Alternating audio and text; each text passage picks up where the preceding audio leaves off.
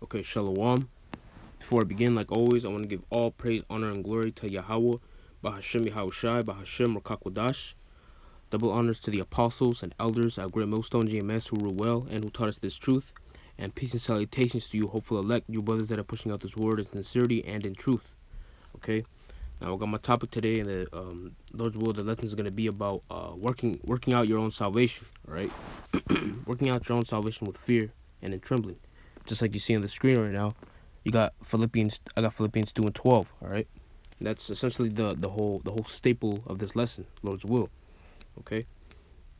Because essentially working out your own salvation is obviously what? Singular, your own. It's possessive. It's talking about one person, all right? And as soldiers of Mashak Yahushai, our Lord, all right, who the world ignorantly calls Jesus Christ, all right? We have to be doing the things that pleases the Lord.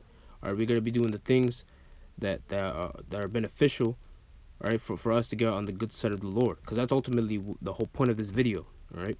Essentially doing your part to making sure that you're going to be on those chariots when the missiles are going to hit Babylon, right? America, right? Because America is Babylon, right? It is spiritually Egypt according to the scriptures, right? So we got to be making sure that we're occupying ourselves in the prophecies, and just having the same characteristics as the elect are going to have according to the scriptures, all right? Because it's only the elect, and the 1/3, of course, that are going to be saved from the upcoming destruction of America, all right?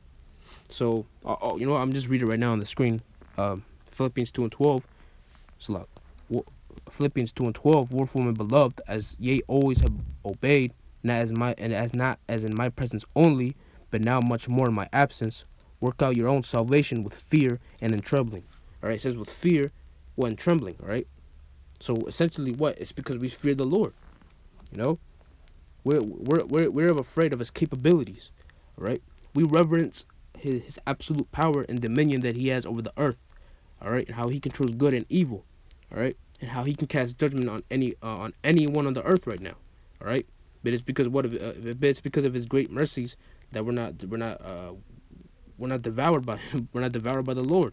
All right, this is I'm gonna start off with this precept. This is Psalms 119 and 120. It says, "My flesh trembleth for fear of thee, and I am afraid of thy judgments." You see? So we're in constant fear of the Lord. All right, we're in constant, because we see what He does on the day-to-day basis. We see it on the news. People just getting absolutely destroyed on like airplane crashes, car crashes.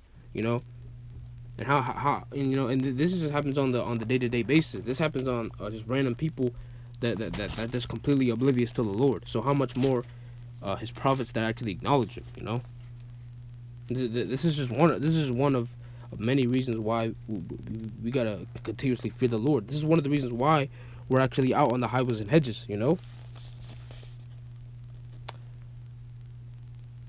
a lot. I got another precept. This is Ezekiel 33 and 6. It says, because if you read beforehand, it's talking about what blowing the trumpet, essentially what being out on the highways and hedges, and telling the nation of Israel, all right, the so-called Negroes, Hispanics, and Native Americans, which are the two Israelites of the Bible, all right, telling them what's to come to America. All right, that's our job right now as prophets of the Lord, prophets of Yahweh Bashem Yahushai. This is Ezekiel 33.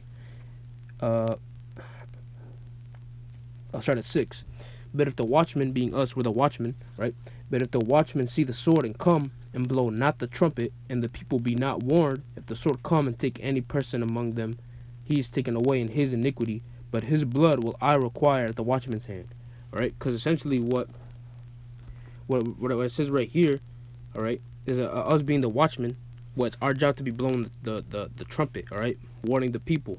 But what it said, if we blow not the trumpet, essentially if we see the sword come, essentially what, knowing the prophecies, because we have knowledge, wisdom and understanding of these prophecies. We know what's gonna come.